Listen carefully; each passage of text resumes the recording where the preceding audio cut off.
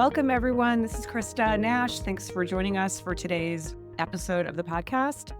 If you're watching on video, you will see that my guest today, Cheryl Palmar, who I'm so glad to have with us, is not appearing by video, and that's just to keep some anonymity for herself. She is officially my first guest who is a parent who has gone through a divorce situation and is going to share her story with us. And so I agreed as part of that to have her be able to come on without having her video on. But Cheryl, welcome to the podcast. Thank you so much for being here with us. Thank you for having me. It's a real treasure to have you here. I will just right from the jump explain that Cheryl Palmar is the author of this book that I will link in my notes and on my website, but I will also show it here on the video. It's a book called Erased: Exiting a Toxic Relationship by Cheryl Palmar, Palmar.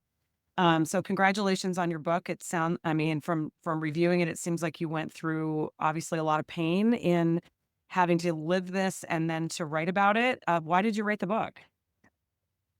Part of it was cathartic for me, just to write things out. My entire life, the way I've dealt with this tricky situations and things that are stressful for me is just to write. It kind of like purges things out of my body.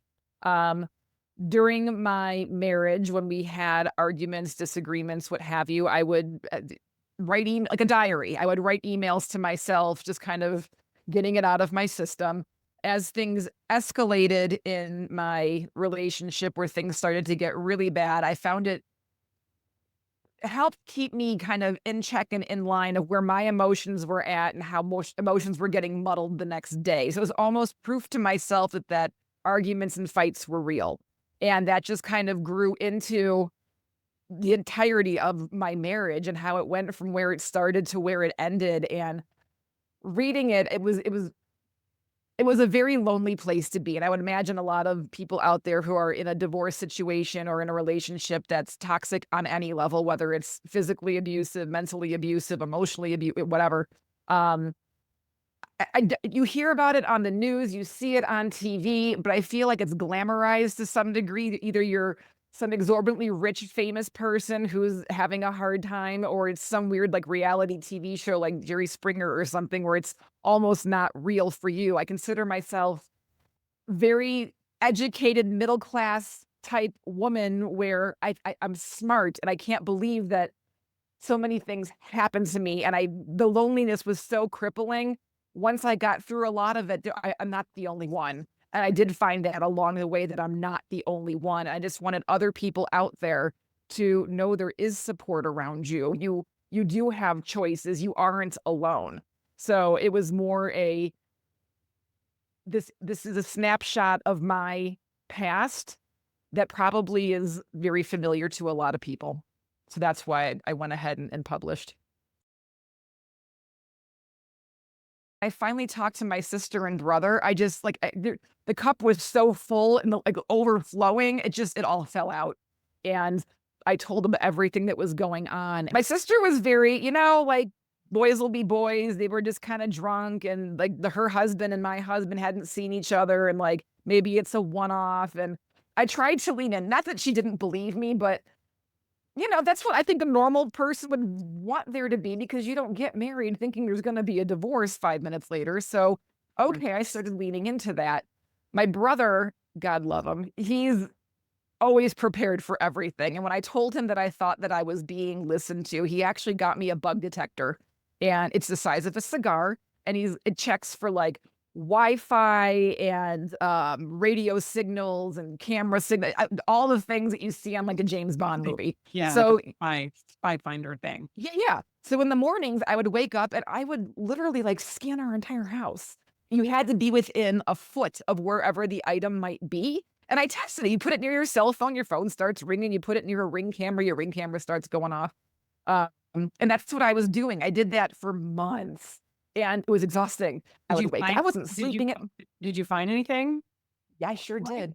The first thing I found were 2 Ring cameras. One he hid in his office that you're able to plug in. The other one was a battery operated one for our garage. Our garage does not get Wi-Fi, and it's an old 60s house. There was nowhere to plug it in without it being obvious. And so I found those 2 things, and so I brought him to his attention at one point, and it was he had some weird excuse about catching the neighbor dog pooping in the yard, which makes no sense because neither of these cameras were outside. So, what kinda brought it all to a finale, at this point in time, I have told friends, I have told family, um, I had people on my side, and I thought, "Okay, I need to get a lawyer on board because I don't know what I'm supposed to do with all this information. I don't know what my rights are." I mean, I don't wanna be like the dumb woman who didn't know any better, but I don't know what my rights are. In my head, I was gonna be on some TV court for the whole world to watch, and I was gonna be yelled at for writing things down about my husband. And so the very first phone call I made to a lawyer, I don't remember what I said. I cried the entire time. The woman I talked to gave me some information. I didn't hear any of it, but I hung up the phone and thought, okay, I did it once. I can do it again. So I checked that box. I'll be better next time. And I had a couple more questions to ask. I didn't use that first lawyer because I remember her name for what she said to me.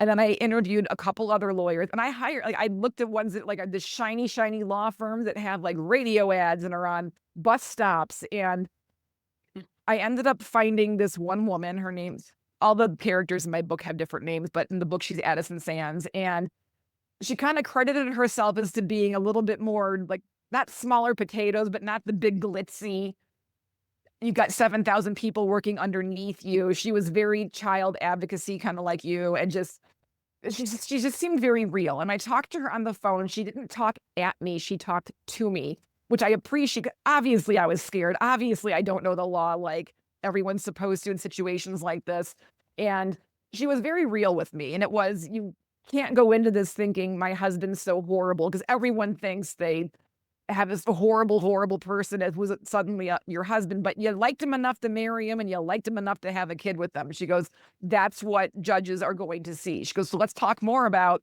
the substance abuse because at this point in time, we're worried about the safety of the child."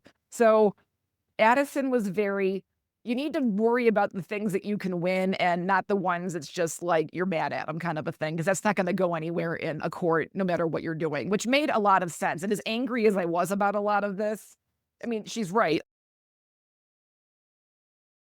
How's it going now? And, I want to be able to give people hope that co-parenting can go better. Is it going better even though you have this kind of stuff? Like, how do you go on now 3 years into this? Where are you all as still kind of a family, but a family that's so different? So we are week on, week off. She's older now too. I mean, she's 9, she understands that mom and dad are different. Sometimes it's hard for her, so she varies in how she kinda deals with things. There are definitely moments that knife fighty, the way he described it. I mean, they're antagonistic and they're arrogant and just mean. But most recently, my daughter needed some, teeth removed, and we were both there for her when this was happening to let her canines come in, and it was not a great experience because even all the gas and the injections in the world, one of her teeth just wasn't coming out, and she immediately burst into tears, and I can't do that, and just watching your kid in pain and you can't do anything about it is horrendous, and we were both in there, and it's just the concern that we both had, we both independently brought her stuffed animals to, like, comfort her when she was there. We both brought squishy food back to my house. He came over afterward, and we that was our probably our best, "We can do this together. We can work together." There's no doubt in my head that we both don't love our dog. I mean, we love her to the point that she is our most important thing in both our lives. She is cared for. So, as horrible it is to see teeth coming out, honestly, for me, it was a really good moment of like, "Okay, if we just, like, can come to some sort of amicable platform, look at we can do this. Like, we can negotiate things together, and we both do love her."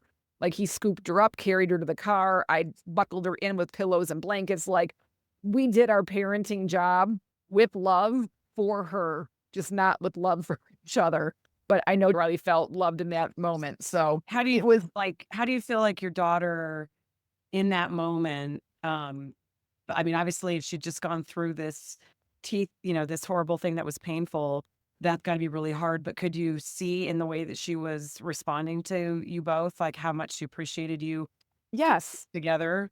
I was the one holding her hand and she was, crying and upset. And I literally said, I go, "Do you want me to switch with dad? Do you want dad to hold your hand?" And she said, "No." I go, "Well, how about if dad kisses your head?" And he came in and kissed her head. I mean, so I know she likes having us both there. She knows she's loved by both of us, which feels good in that regard. So maybe we had to go through all of that to get to this. And this is what our 2025 is going to look like, which is what I'm really hopeful for when it comes to figuring out what our calendar looks like for next year and exchanging days for work trips or whatever it is. I'm hopeful there's that recognition and understanding that everything we're doing is because we love her and not because we didn't work out.